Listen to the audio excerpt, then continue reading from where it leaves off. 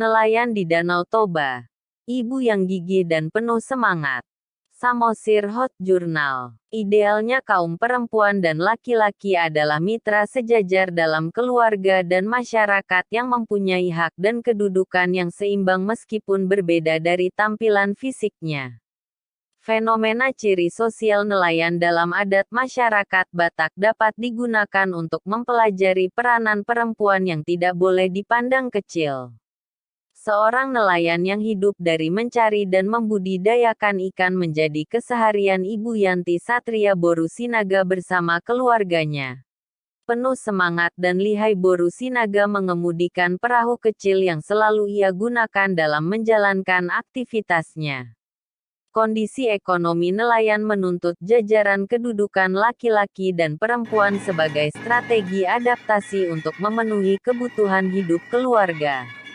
Apa yang dilakukan Ibu Batak ini semoga menjadi aspirasi dan penyemangat untuk kaum ibu-ibu yang lainnya. Ada umpasa orang Batak. Tampakna do tajomna. Rimni tahi do gogona. Memiliki arti yakni. Kebersamaan itu adalah ketajaman.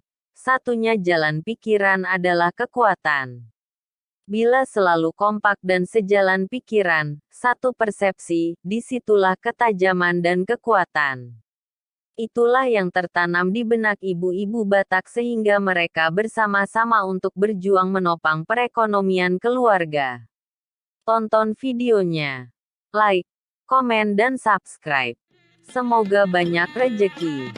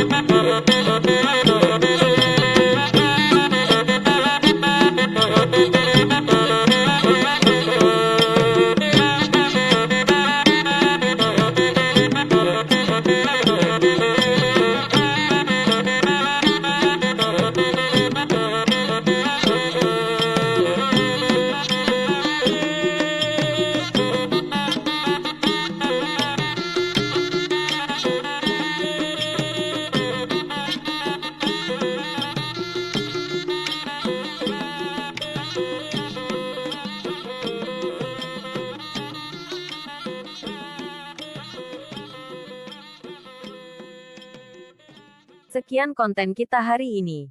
Semoga terhibur. Jangan lupa like dan subscribe. Terima kasih, Horas.